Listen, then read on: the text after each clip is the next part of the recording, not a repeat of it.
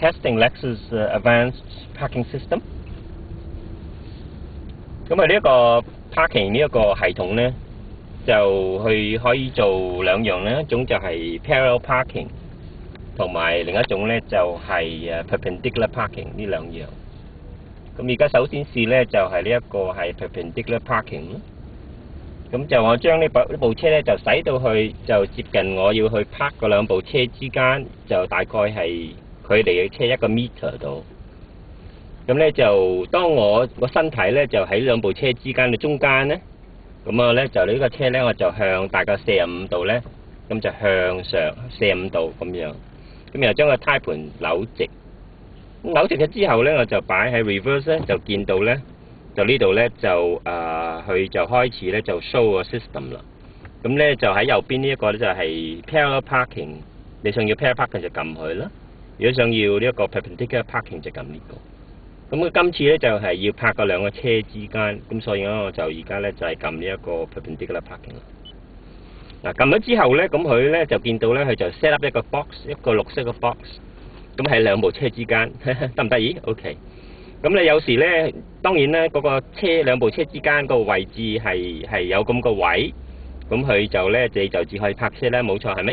咁如果部車如果個位太細嘅，呢個 box 咧就會係紅色嘅，就示意就係你又可以忘記佢啦。咁你而家咧就係綠色啊，就係可以安全泊。咁有時呢個 box 你會發現咧，佢係會去 offset 去一邊啊，或者會傾向另一邊咧，你就或者係前後咧，亦都係可以用呢啲箭嘴嚟到 adjust 嘅。嗱，咁而家發覺呢一個 box 咧，就綠色嘅 box 咧，就有少少向右啦。我就試下扭去，我就試下就向嗰邊睇下，佢會唔會去伸去嗰邊啲咧？嗱，佢會喐咗去啲咯，喐去嗰邊啲啦，係咪？如果你上去前咧，咁你撳呢個掣咧，佢就向前啦。嗱，咁佢向前，嗱佢移前，或者向後啲，咁佢移後咁樣，咁啊移後，咁啊 set up 咗之後咧，嗱佢如果仲係有少少右咧，我就係再喐去左邊。咁好啦，咁啊如果你係接受呢一個位咧，咁你撳 OK 啦。咁 OK 咗之後咧，咁咧嗱，你見到咧佢個 box 咧就係會係個車嗰個本身個 size 啦。咁而家繼續之後咧就好奇妙啦，而家部車咧就真係好好玩啦。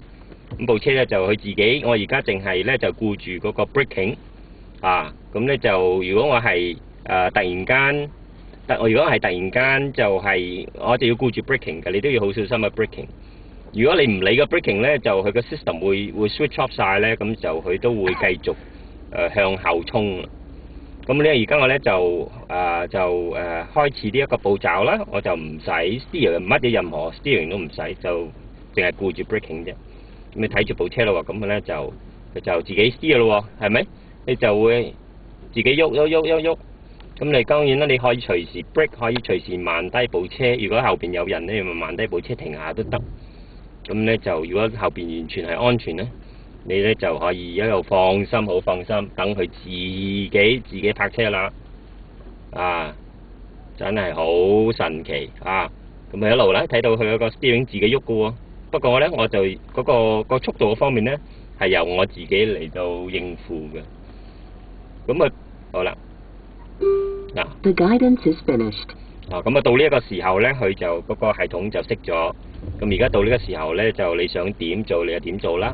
咁咧我就拍翻好少少，咁就可以收翻個系統啦。咁就完成咗步驟。